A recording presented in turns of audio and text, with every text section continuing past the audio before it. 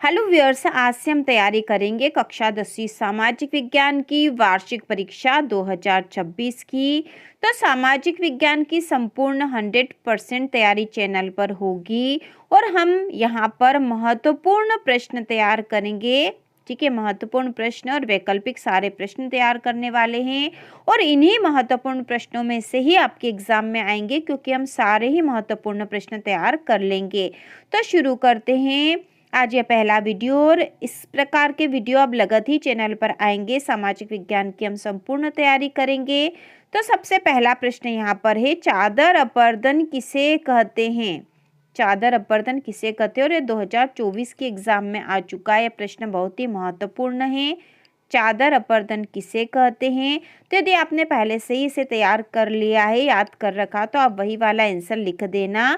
तो यहाँ पर इसका उत्तर भी हम देख लेंगे, चादर अपर्दन किसे कहते हैं। तो इसका उत्तर है कई बार जल विस्तृत क्षेत्र को ढके हुए ढाल के नीचे की ओर बहता है। ठीक है, कई बार जल विस्तृत क्षेत्र को ढके हुए ढाल के नीचे की ओर बहता है। ऐसी स्थिति में इस क्षेत्र की ऊपरी मृदा घुलकर जल के साथ बह जाती है। ठीक है, ऊपर की जो मृदा मतलब मिट्टी रहती है वह जल के साथ घुलकर बह जाती है। इसे चादर अपर्दन कहा जाता है। ठीक है, इसे चादर अपर्दन कहते हैं जब जो जल की ऊपरी परत है वह जल की नहीं, मिट्टी की जो ऊपरी परत है वह जल के साथ घुल के बह जाती है, तो इसे चादर अपर्दन कहा जाता है। ठीक है, अब ध्यान रहेगा हमें। इसके बाद अगला प्रश्न नंबर दूसरा है, जलोढ़ मिट्टी की 2 विशेषताएं लिखिए। जलोढ़ मिट्टी की 2 विशेषता, और यह प्रश्न 2023 में आ चुका है। तो इसका हम उत्तर देखेंगे। पूर्वी तट के नदी डेल्टाओं पर जलोढ़ मृदा पाई जाती है, हमें पता होना चाहिए। और इसकी विशेषताओं में पहली विशेषता है, इस मिट्टी में विभिन्न मात्रा में रेत, गाद तथा मृत्तिका मतलब चोक मिट्टी मिली होती है। तो इस मिट्टी में विभिन्न मात्रा में रेत, गाद और मृत्तिका मिली होती है। यह पहली विशेषता हो गई। और इसके बाद इसकी जो दूसरी विशेषता है वह है, यह मृदा सबसे अधिक उपजाऊ होती है। ठीक है, सबसे अधिक उपजाऊ होती है जलोढ़ मृदा। और तीसरी विशेषता है, इस मृदा में साधारणतया पोटाश, फास्फोरिक अम्ल तथा चूना पर्याप्त मात्रा में होता है। इस मृदा में साधारणतया पोटाश, फास्फोरिक अम्ल और चूना पर्याप्त मात्रा में होता है। तो ये इसका उत्तर होगा। इसके बाद तीसरा प्रश्न है, भूमि निम्नीकरण से क्या आशय है? भूमि निम्नीकरण से क्या आशय है? और यह प्रश्न भी 2024 के एग्जाम में आ चुका है। भूमि निम्नीकरण से आशय, तो इसका उत्तर हम देखेंगे कि भूमि निम्नीकरण मानव प्रेरित या प्राकृतिक प्रक्रिया है जो किसी पारितंत्र में भूमि को प्रभावशाली ढंग से कार्य करने की क्षमता को घटा देती है। अर्थात भूमि जैविक अथवा आर्थिक उत्पादकता में कमी आ जाती है। फसलों के प्रति हेक्टेयर उत्पादन घट जाता है। तो भूमि जो निम्नीकरण है, इसके कारण जो है फसलों का उत्पादन कम हो जाता है। और यह प्रक्रिया पारितंत्र में भूमि को प्रभावशाली ढंग से कार्य करने की क्षमता को घटा देती है, भूमि निम्नीकरण की प्रक्रिया। और इससे भूमि की जैविक तथा आर्थिक उत्पादकता में कमी आ जाती है। तो इसका उत्तर है।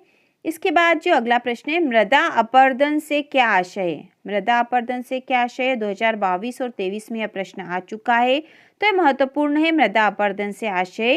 तो इसका उत्तर है कि मृदा के कटाव और उसके बहाव की प्रक्रिया को मृदा अपर्दन कहा जाता है। मृदा के कटाव और उसके बहाव की प्रक्रिया को मृदा अपर्दन कहा जाता है।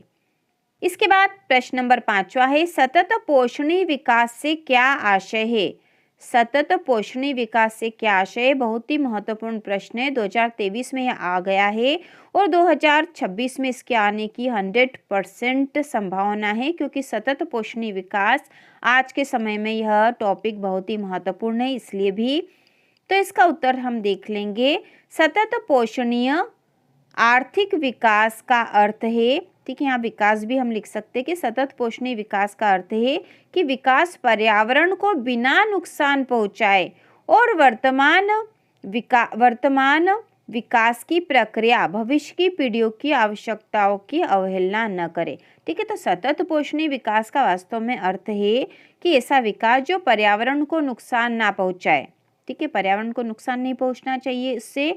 और वर्तमान विकास की प्रक्रिया मतलब आज के समय में हम जो विकास कर रहे हैं उससे भविष्य की जो आने वाली पीढ़ियां है उनकी आवश्यकताओं में कोई अवहेलना ना हो, मतलब उन्हें भी अपनी आवश्यकताओं के सारे संसाधन मिलते रहे, यह भी हमें ध्यान रखकर विकास करना चाहिए। यही सतत पोषणीय विकास है। इसके बाद अगला प्रश्न है बांगर क्या है, जो कि 2022 में यह प्रश्न आ चुका है। बांगर क्या है, तो इसका उत्तर हम देखेंगे पुरानी जलोढ़ मिट्टी को बांगर कहते हैं। पुरानी जलोढ़ मिट्टी को बांगर कहते हैं। यह नदियों द्वारा निर्मित प्राचीन मृदा है। ठीक है, नदियों द्वारा निर्मित है प्राचीन मृदा, मतलब प्राचीन मिट्टी है। ऊंचे भागों में पाए जाने वाली यह मिट्टी उन क्षेत्रों में मिलती है जहां नदियों को बाढ़ का जल नहीं पहुंच पाता है। ठीक है, ऊंचे भागों में पाए जाने वाली यह मिट्टी उन क्षेत्रों में मिलती है जहां नदियों को बाढ़ का जल नहीं पहुंच पाता है। बांगर स्लेटी रंग की चिकनी मिट्टी होती है। ठीक है, स्लेटी रंग की होती है यह, और यह कम उपजाऊ होती है। इसमें प्रायः कंकड़ पाए जाते हैं। तो कंकड़ जो है कैल्शियम कार्बोनेट के बने होते हैं, इसलिए यहाँ कैल्शियम कार्बोनेट भी लिखा है। ये पाए जाते हैं इस मिट्टी में। तो बांगर क्या है, इसका उत्तर हमने देख लिया कि पुरानी जलोढ़ मिट्टी को बांगर कहते हैं। यह नदियों द्वारा निर्मित प्राचीन मृदा है। ऊंचे भागों में पाए जाने वाली यह मिट्टी उन क्षेत्रों में मिलती है जहां नदियों को बाढ़ का जल नहीं पहुंच पाता है। बांगर स्लेटी रंग की चिकनी मिट्टी होती है और कम उपजाऊ होती है। इसमें प्रायः कंकड़ पाए जाते हैं। अगला प्रश्न है अभ्यारण्य किसे कहते हैं। ठीक है, 7वां प्रश्न है। कुल 10 प्रश्न हम तैयार करेंगे आज सामाजिक विज्ञान के, और इसी प्रकार रोज हम 10 या 5, 15, ठीक है, वैकल्पिक प्रश्न इस तरह से रोज ही हम सामाजिक विज्ञान की तैयारी करेंगे। और सामाजिक विज्ञान की हम 100% तैयारी करने वाले हैं। तो अभ्यारण्य किसे कहते हैं, 2022 में यह प्रश्न आ चुका है। तो इसका उत्तर हम देखेंगे। तो इसका उत्तर है अभ्यारण्य राष्ट्रीय उद्यानों के समान ही होते हैं।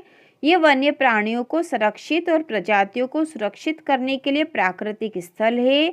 यहाँ बिना अनुमति के शिकार करना मना होता है। तो अभ्यारण्य जो है राष्ट्रीय उद्यानों के समान है। ये वन्य प्राणियों को सुरक्षित और प्रजातियों को सुरक्षित करने के लिए प्राकृतिक स्थल है, और यहाँ बिना अनुमति के शिकार करना मना होता है। इसके बाद अगला प्रश्न नंबर 8वां है केंद्रीय वन आयोग क्या है। केंद्रीय वन आयोग, और यह प्रश्न 2022 में आ चुका है, महत्वपूर्ण है। केंद्र सरकार ने 1965 में केंद्रीय वन आयोग की स्थापना की। ठीक है, 1965 में केंद्रीय वन आयोग की स्थापना की।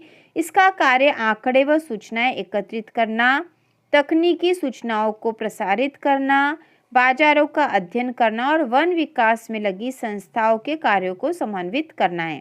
तो केंद्रीय वन आयोग के क्या है, यह हमने बता दिया है कि इसकी जो स्थापना है 1965 में हुई थी, और इसका कार्य आंकड़े व सूचनाएं एकत्रित करना, तकनीकी सूचनाओं को प्रसारित करना और बाजारों का अध्ययन करना और वन विकास में लगी संस्थाओं के कार्यों को समन्वित करना है। इसके बाद प्रश्न नंबर 9वां है वन संरक्षण हेतु किए गए 2 आंदोलनों के नाम बताइए।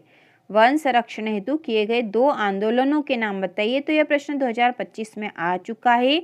इस वर्ष आने की कम संभावना, लेकिन ये आंदोलन के नाम किसी और प्रश्न में वैकल्पिक में भी आ सकते हैं। वन संरक्षण हेतु आंदोलन, तो 2 प्रकार के आंदोलन हैं, मतलब 2 आंदोलनों के नाम हमने यहाँ लिख रखे हैं। पहला है चिपको आंदोलन और दूसरा है जंगल बचाओ आंदोलन। ठीक है, चिपको आंदोलन और जंगल बचाओ आंदोलन जो कि वन संरक्षण हेतु किए गए आंदोलन हैं।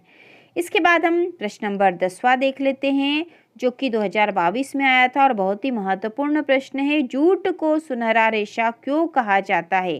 ठीक है, जूट को सुनहरा रेशा क्यों कहा जाता है, 2022 में आया था। तो इस साल आने की पूरी संभावना है। उत्तर है जूट को भारत का सुनहरा रेशा, गोल्डन फाइबर कहते हैं। इसका कारण यह है कि जूट का रेशा सोने की तरह चमकीला होता है। जूट का जो रेशा होता है वह सोने की तरह चमकीला होता है। इसे बहुत उपयोगी, सस्ता और व्यापारिक महत्व का होने के कारण सुनहरा रेशा कहा जाता है। ठीक है, यह जो है बहुत ही सस्ता, व्यापारिक महत्व का है, इसलिए इसे सुनहरा रेशा कहा जाता है। तो इस प्रकार से हमने कक्षा 10वीं सामाजिक विज्ञान विषय के आज 10 महत्वपूर्ण प्रश्न कर लिए हैं। हम रोज ही इसी तरह के महत्वपूर्ण प्रश्न याद करेंगे।